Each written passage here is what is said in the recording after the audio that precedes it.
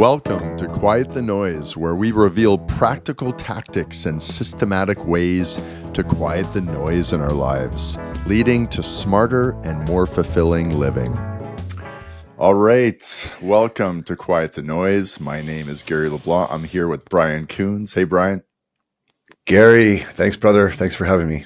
Oh, no, this is going to be fun. So we'll frame this up by saying we're going to talk about emotional fitness today.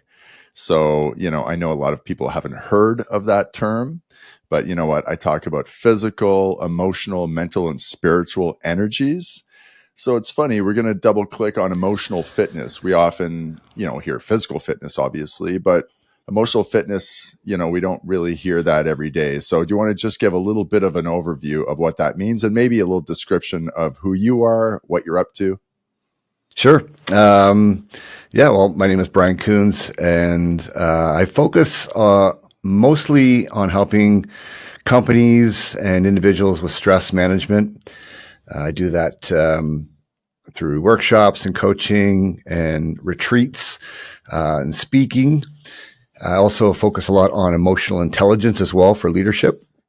But emotional fitness in general, it's a term that you don't hear very often. And as you mentioned, physical fitness is something that everybody understands, but many people don't actually intentionally work on their emotions. So a lot of people have a sort of a set point. I am very reactive to certain situations, and they own that with a story. It's who I've always been, and that's the way it is. But the interesting and beautiful thing about that and us as human beings is we do have the ability to literally begin to rewire behaviors and patterns with awareness to learn to respond to situations more skillfully. When stressors come up, we're able to, with practice, create resilience to, either come back to center more quickly or even allow those raindrops to sort of come off the back. And the interesting thing about emotional fitness is what it does is it creates resilience. Mm-hmm. So it's just a matter of whenever I'm triggered through something, how quickly do I notice awareness, and what is my emotional fitness capacity to bring myself back to equanimity, to homeostasis. No, I love that. Yeah. We talk about this all the time. And getting back to the metaphor of physical fitness, I think there's a lot of things we can kind of parse out for the listener.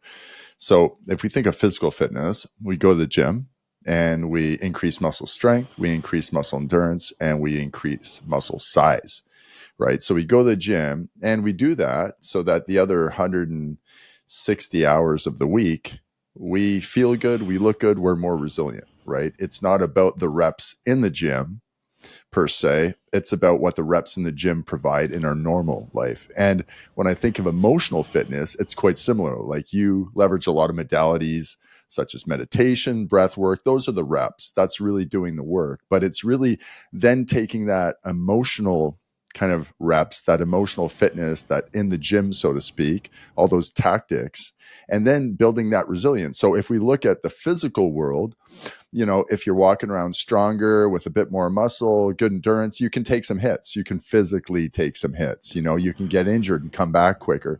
And it's funny when we talk about emotional fitness, that resilience is kind of about that, right? It's kind of emotional injury, you could call it, and coming back quicker from it.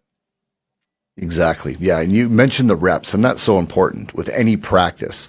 We can talk more about modalities as we go, but it really comes down to every time I'm able to, with my mind, bring myself back to centers. That's on my bicep curl for the brain, but there's a whole nervous system component to this as well, where, we just physically react, out of survival to many situations in a way that begins to create negative thoughts, and we get ourselves stuck there sometimes. And, you and I have talked about this for years as well. And when we get those gut punches, they're inevitable. And I would say that in the world we're in right now, it's more important than ever, with all the noise and all the things happening in the news, that we intentionally work on creating a way for us to come back to center more quickly, because as soon as we get stuck in those places ruminating, we're wasting energy. We have a finite amount of energy I'll actually say an infinite amount of energy that we have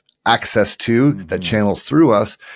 But for many of us, a lot of that energy is bleeding off into low level stress and rumination and fears and worries about the future, or we're just stuck on something that someone said or Mm-hmm. did in the past, and versus being present in this moment where we have access to all those resources to do great things and create. Yeah, no, I love that because you touched on a bunch of things. I'm trying to connect the dots here. First you mentioned, noise. You mentioned the fact that, this episode is really, the podcast is Quiet the Noise, but this episode is really about when there is noise, how do you handle it? Right. So there are ways to quiet the noise, obviously creating space for yourself, breath, meditation. Those are little moments where you can quiet the noise and you can be with yourself, see what's kind of under the hood. But inevitably in life, especially now, there is going to be noise. We can try to quiet as much as we can, but there is going to be noise. So when I dig into what you were saying, there are kind of two aspects of it for me. There's the trigger aspect, and then there's the response aspect, right? Like in Buddhism, we have that sensing, arising, and responding, right? We sense something, emotions arise, and we respond. But right now, the gap between sensing and responding is immediate. There's no space between those. So would it be accurate to say that due to the chronic state of noise we have now, that why this is in the zeitgeist right now? Like, you didn't 50 years ago, we weren't talking about this. So why do you think this is such a big deal now specifically? Well, I think there's a number of reasons if we're talking about historically. I mean, as human beings, we've lost connection with nature. And one of the many modalities is simply just being connected to nature, where we have an opportunity to resonate at that frequency. People who live in urban areas, which is very common now, their nervous system is continually being stimulated by Wi-Fi signals, by traffic noises, white noises, news. Just there's no space, as you said. So we don't have that opportunity just to naturally come back to resonance. So it's more important now to be intentional about fostering practices that will simulate that same feeling. And then, so you mentioned meditation and breathwork, for example, wonderful practices to become more mindful, because we just can't stop that trigger for many of us. We can over years and years of healing. Yeah. If you do that work, as it said, those samskaras, those experiences within us, and we're all unique. What triggers you will not trigger me or somebody else, per se. So, but it's that awareness that comes from practices like meditation or just sitting in silence, where you start to really tune into yourself. And then you begin to notice more often when you are triggered. And then at that point, here's my toolkit and here's some techniques that I can use. So I think that, just based on your question, there's just less space for people to Right. to resonate, to center. We're not spending much time in nature, and we have to practice something to be able to foster that ability. Yeah. There's no space these days. You know, I think if you go back 100 years, there was only space. There was nothing to do. Yeah. The sun Yeah. would go down, you'd light a few candles and you tell each other stories. Now we're constantly, literally, dialed in. We're connected. It's almost like what they called it in the Matrix, right? You kind of tap into the Matrix, and we're all kind of all tapped into the Matrix through our phones, through our Right. devices. So there's a greater need because the problem has surfaced. Right. So I totally hear you there. You Yeah. had a I would just point. add one Yeah. more quick thing to that too, that just came to mind, is that, if we look back at when you said we had all the time, but it wasn't easy. People had to do hard things, Of course. and we've also lost that the pleasure and comfort that we Yeah. gravitate to as a culture now is not helping us. And so being intentional about those other practices as well that really put a load on you helps create that resilience as well, physically, mentally. spiritually, all the things. Yeah, and no, it seriously is a compounding effect. The fact that we don't have more space, the fact that we're always in quote unquote comfort, so we don't build that resilience naturally over time.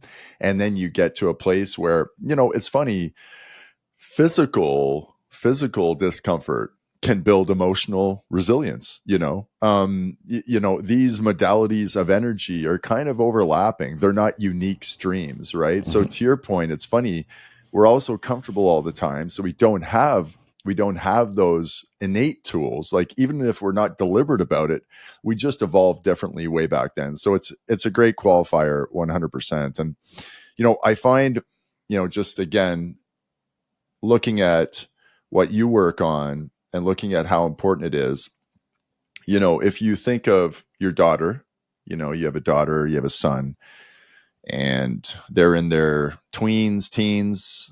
How old is Jax now? 9 and 11. Yeah. Yeah, So, Jax is 9. so they're getting to a really weird time. Puberty is a really weird time. It's a really pivotal time for our development as social beings, our socialization. We're changing, our brains evolving at light speed, right? So their upbringing is very different than what you and I experienced, probably, thank God. But you know what? It has its own challenges. But how do you coach them? Because social media, the phone, it's only going to get worse. So talking about emotional fitness, how do you coach them? Like, how do you prepare them for that onslaught that they're going to definitely be dealing with? Yeah. And that's a great question because it's something that as a parent and you're a father now Mm-hmm. it'll be top of mind. It's so important that this next generation gets it right. Fortunately, they often will do what you do versus what you say. And Yeah. so they see me in the cold plunge every day. They see me doing breath work. They see me taking breaks to reset, to stop and just check in with myself. And fortunately through that and, that influence over the years, they're doing this often on their own. Um, but I would say it's just so important to really protect them from the things we know that affect their mental health and, social media, for example. I mean, it's just, we know the data. It's toxic for Mm-hmm. children, especially little girls to be on social media comparing Yeah. themselves to all these other people. So, again, it comes back to what I said. I really am intentional about, screen time limitations, Okay. getting them into nature, Right. allowing them to play. But I think importantly, coming back to emotional fitness, being able to express what they're feeling in a safe place. Because I Mm. know growing up for myself, and I'm sure you can relate as well. It was a time when, especially for little boys, if we had Yeah. something on our mind emotionally, we just packed that down Yeah. inside, Yeah. Yeah. and we've been working on that ever since. But I mean, it's important now where they feel safe to be able to express those things, to articulate it, to identify it, and then realize that all those feelings and thoughts and emotions aren't who they are. It's just something they're experiencing and creating that separation. Mm. So I think that's it's absolutely important that I really try to lead by example, but also just protect them from that noise as much Yeah. as possible. I mean, that our phone is an extension of the thinking mind, and Yeah. 60,000 thoughts. We're wired for survival and not Mm-hmm. happiness. A lot of those thoughts are negative, and if we latch onto those thoughts when we're young, thoughts repeated become beliefs, Yeah. Thoughts are and those things for beliefs are sure. very difficult Yeah. to remove later. And again, I'm personally still working on that myself Of from childhood. course. Yeah. It's in that conversation with, how Epictetus phrases it. He phrases it as impressions, right? And Mm. if you look at your mind as Play-Doh, if you look at your brain as Play-Doh, and when you used to get that Play-Doh, it was nice and soft and supple when it would come out of the jar, and within 2 weeks it would be as hard as a rock. Yep. um, it's kind of similar to our brain. Our Yeah. brain is very soft and supple, and these impressions that are left by our parents, by friends in puberty, leave really deep impressions. And it really is about the unlearning of this learned behavior, which is very difficult. And when I talk to people, because we have similar conversations with people from different angles, and I tell people, look, I'm done. I'm done looking at the outcome. I'm done focusing on the outcome. I know what my North Star is. I have a very solid North Star now. I didn't always know what my North Star was, but I have a very solid North Star. And what happens when you have a North Star? It's a direction that you can count on, right? It's a direction that you can navigate around. But, I have that North Star now, but when I look at everything that my ego was built on, that's not serving me. So what I try to do is I try to just tell people, look, this isn't about you getting somewhere. This is literally about how are you living your life today? And the minute you start even having that conversation. So the first time you ask yourself, how do I want to show up today? Really authentically, with intention, how do I really want to show up today? I truly believe the minute you ask yourself that question and you start to reflect is when you win. Right. And from then on, it's process. And you never know when things are going to unravel. I'm sure there are things, I started like a champ when I was younger, I had my big years when I was younger. There's a good chance that, my arms were cut off and they're not growing back. Like there's a good chance that those impressions have hardened in that mind. And yeah, they'll evolve, but there's a good chance that I'm going to be dealing with that in some fashion. It'll always be there to be triggered. So I'm just trying to kind of raise the level at which I'm triggered. So it's that unlearning. And when I think of my daughter, and I'll move on from this, but when I think of my daughter, it's ultra critical now. She's 3 months old. So it's ultra critical now, to your point, 100%. I have to not be on the phone all the time. She's seeing that. So that being normalized as a behavior scares me. All these little things, all these insecurities, all these judgments. And I don't want to be a bulldozer dad, but I definitely don't see the upside of judgment. You know what I mean? There's a difference between discomfort and judgment. So do you want to double click on that? Because I know you'd have a good perspective on that. Yeah. Well, it's one of those things where I think it's important for people, if you're a parent listening or anybody, who is trying to do some of this work, I think it's important just to step back and really be clear on why you're doing it and accept that, because you mentioned a lot of things there, and a lot of what we do, and, you mentioned the North Star as well. Mm-hmm. It's so important how we show up energetically, but having that North Star, having that thing, and it reminds me of the why as well. Being a father for me was one of the biggest catalysts for me to really go all in on this work, because I know they're watching. Sure. And, if I didn't want to do it for myself, if I didn't care about or love myself or have enough self-regard to do the work, I was certainly going to do it for them, to show up for them. And then accepting the fact that, the John Kabat-Zinn quote, you can't stop the waves, but you can learn to surf.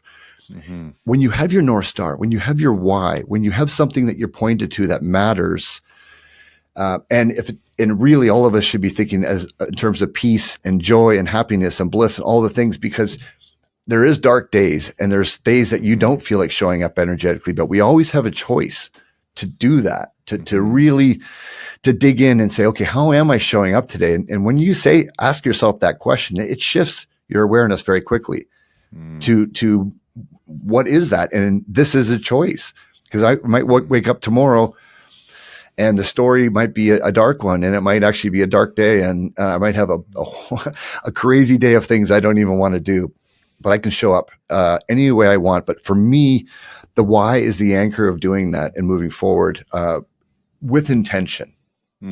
That's a great insight. Kind of look at it as scales, and the scales are never in our favor when shit happens. The scales aren't in our favor when you're tired, when you're exhausted, when you're triggered. The scales aren't in our favor. Our brain definitely goes to more of a fatalistic approach, more catastrophizing, right? And I think, to your point, doubling down on the why is really about the meaning. It's really, really getting your mind to anchor, to remind yourself that when shit goes bad, okay, why am I doing this again? And you've mentioned this a few times. I've mentioned it a few times, but you get to do this. right? It's not, Mm. I have to do this. So there's shit you don't want to do.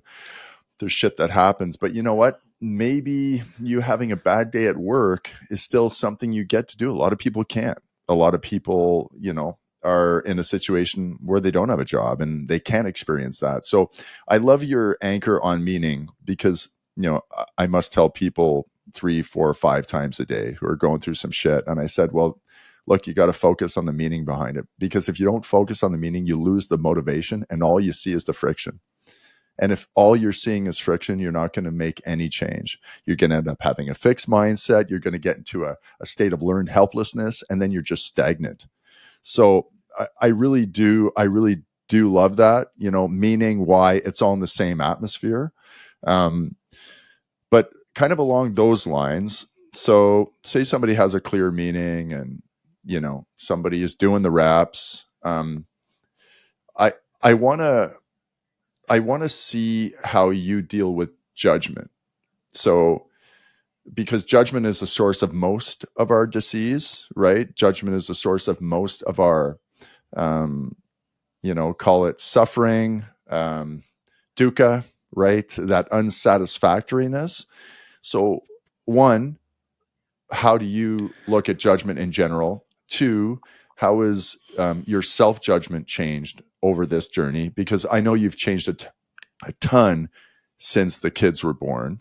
And then how do you coach people on managing both self-judgment, judgment from others? Yeah. Well, again, I'll always come back to awareness, mindfulness. First of all, noticing when you're judging, because we've been doing it, many of us, in autopilot for so long, it just becomes part of our dialogue.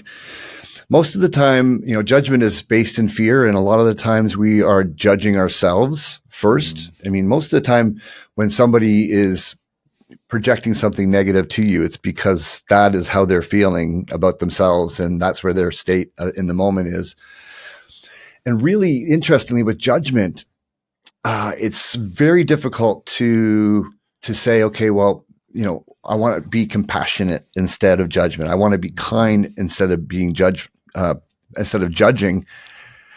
And it's really, again, comes down to fostering that practice. First, noticing when you're judging. And for many people, I have a simple practice that people can use in mindfulness that is an acronym STOP. And it just means every day for a couple of times a day, setting a notification. I have people put a Post-it on their bathroom mirror or on the fridge to stop. And it just means to stop. And that means put your phone down, stop flailing your arms and legs, just be still for a moment. That's a door of avoidance for the brain when we're moving our arms. T is just taking a couple of breaths, and I can share a couple of different practices around that. But the O is the important one. That's the observing. And like, am I judging right now? Breaking it up and stopping that pattern and noticing it, just putting awareness on it begins to diminish its potential. And then you can start to look back a little bit deeper into what's behind that judgment. Is it fear? Is it guilt? Is it shame? We talk about energy. These are the lowest energy frequencies on the map of human consciousness. That's on the opposite end of love, peace, and joy. And so stopping to notice where that judgment is begins to help us become more familiar with our own pattern, and understanding as well over time that we are all human beings. We are all connected. Whether or not I resonate with that particular person or their energy, it doesn't help. But me judging it, me thinking negatively about somebody, is like swallowing poison to kill your enemy. Yeah. And so it's critically important to notice when you're judging, to notice when you are in those loops of thought patterns. Because again, most people spend 95% of the time in autopilot. Yeah, I mean, this life is literally an algorithm unless we actually wake up for a moment and we're present. And so by practicing meditation, for example, that helps us become more mindful, because it just forces us to sit for a moment with all of those thoughts.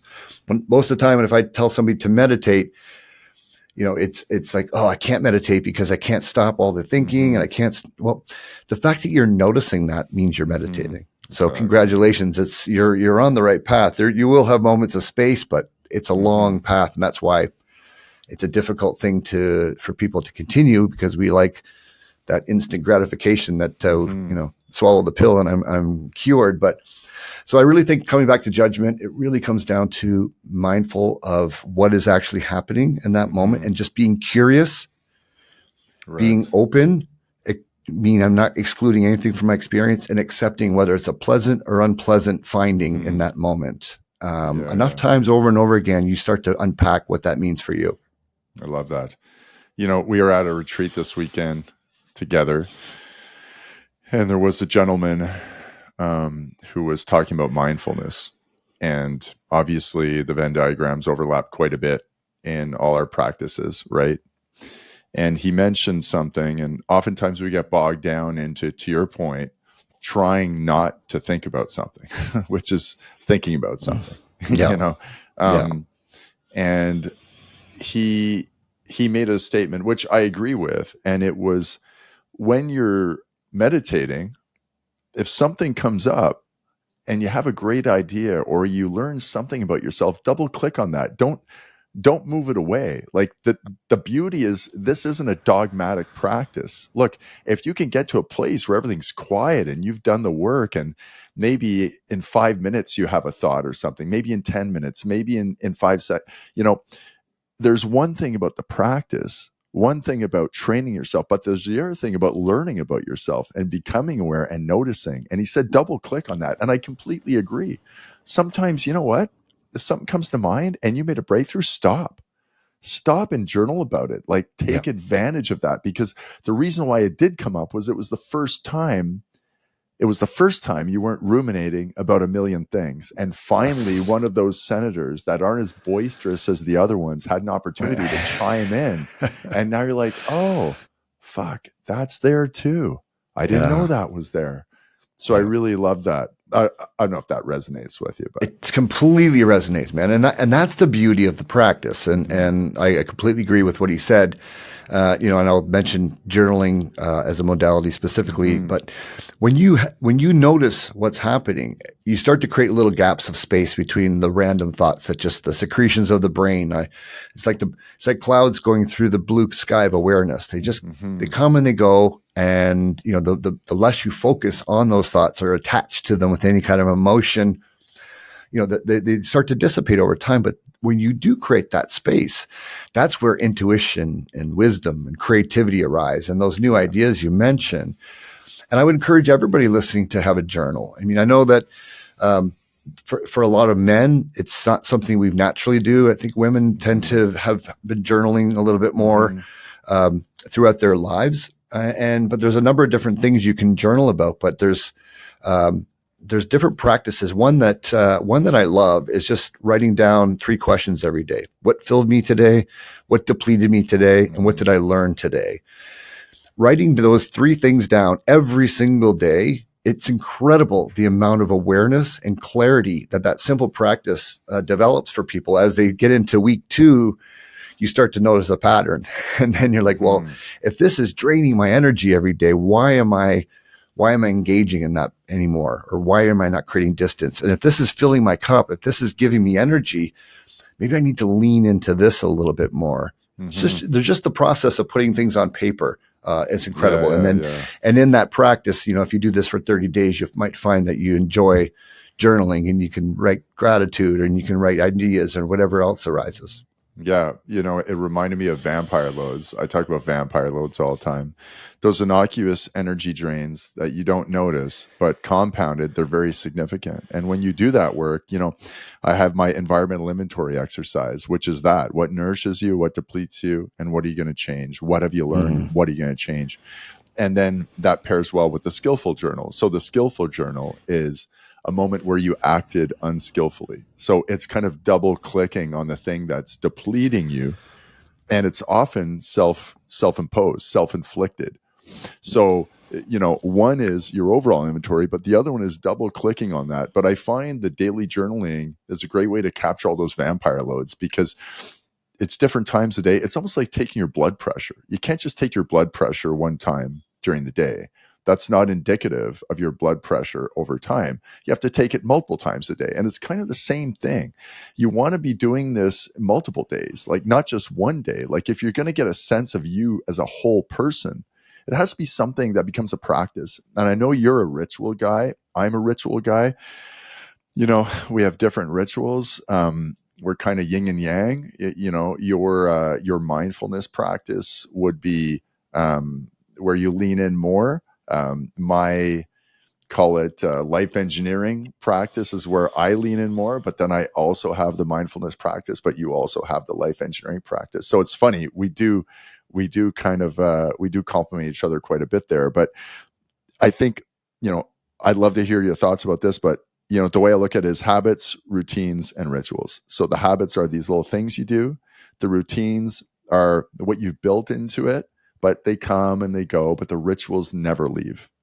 And I find what you just mentioned with those three things, that should be a ritual for everybody. Because if you can address those sources of noise, those vampire loads, it is the cheapest way emotionally, mentally, spiritually to level up. It doesn't take more energy. It's Yeah. the opposite. It's kind of free energy. It's trapped capacity. Back in my old operational days, this trapped capacity. You have a line running at 73%. Don't go buy another filler. Just fucking increase the efficiency to 90%. I think we have that opportunity.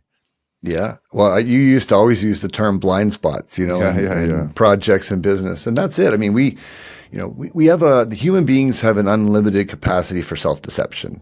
And usually we wrap a story around something and, again, this is who I am, or we are completely unconscious to some of our unsavory behaviors that are costing us our peace and joy and happiness. Or, for a lot of us too, when something happens, we get into that victim mindset as well, where, why is this always happening to me? Like, this is just my luck. And you notice that people say that over and over and over again.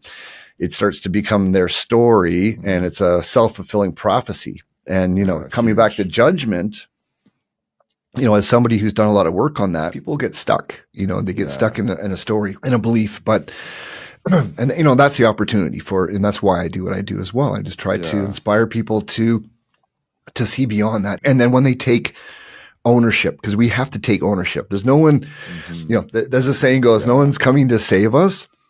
We have to have those habits and rituals and routines and all those things and own them. When nobody's looking, you still need to get up and do those things every single day. And if you do those things consistently over time, it creates momentum. It becomes part of who you are, and you wouldn't have it any other way. I love that, that victim complex, fixed mindset, learned helplessness. There's that experiment.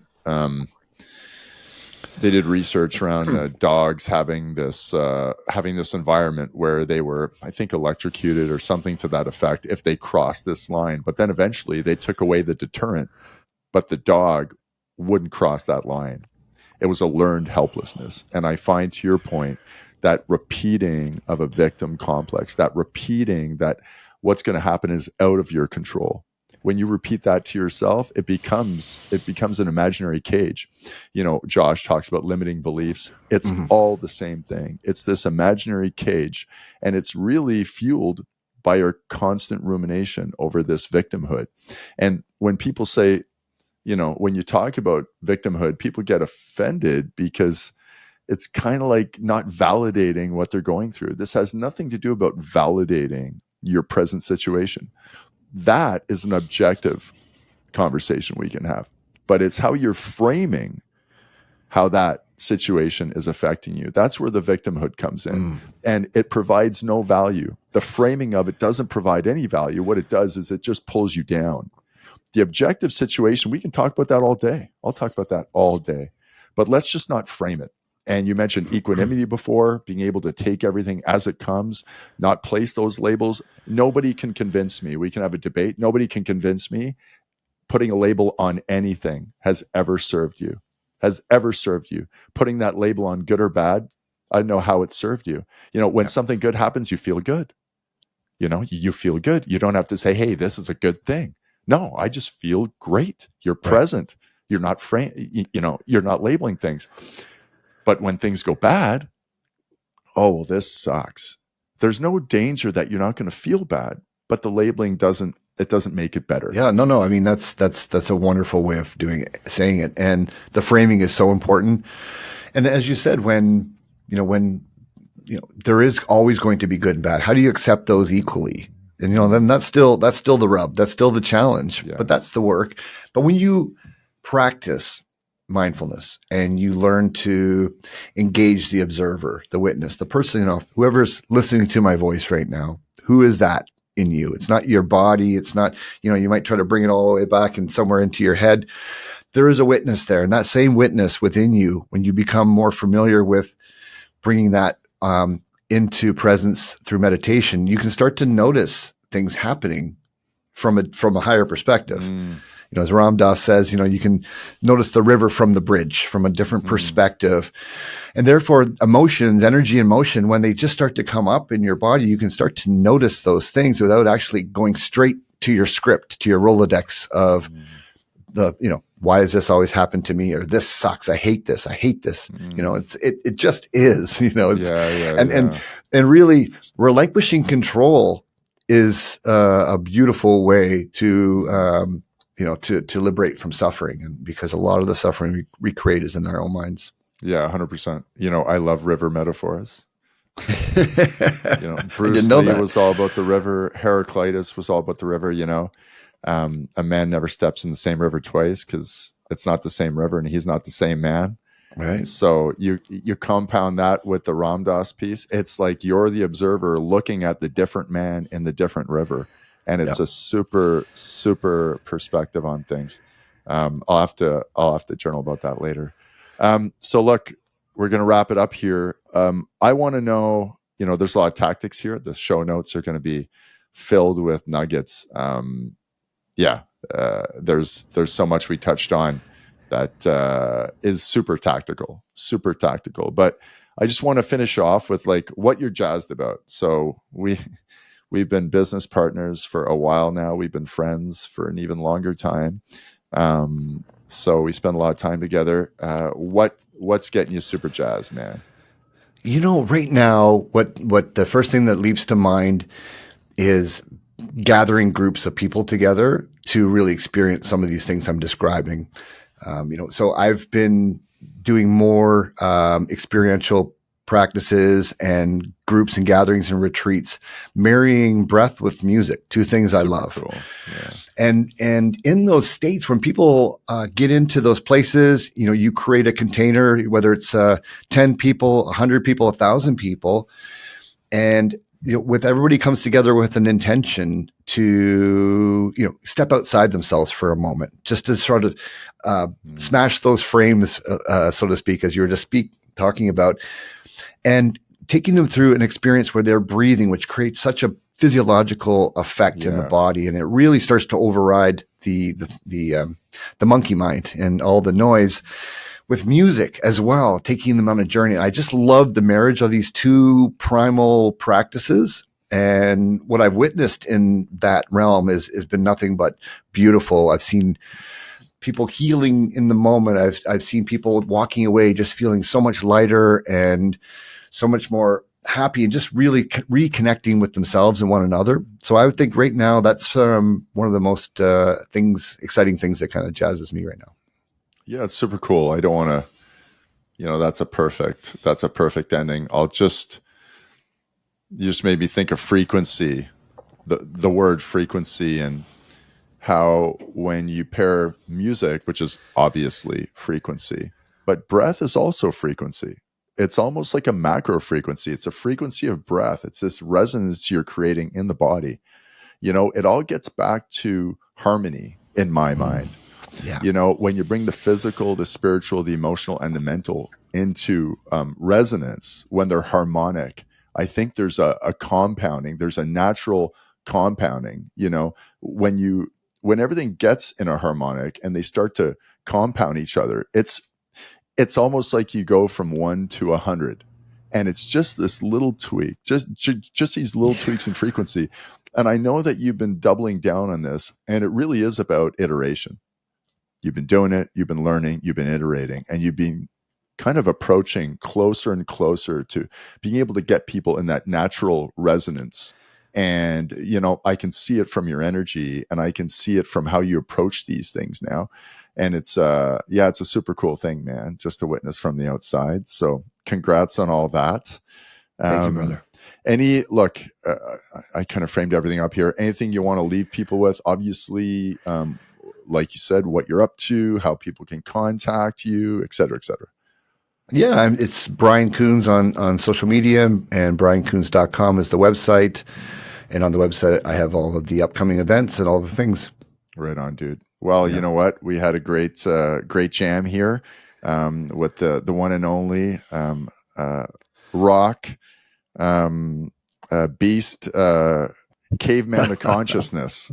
That's it, Caveman of man. Consciousness was was the kind of story that we were telling throughout these past 12 years.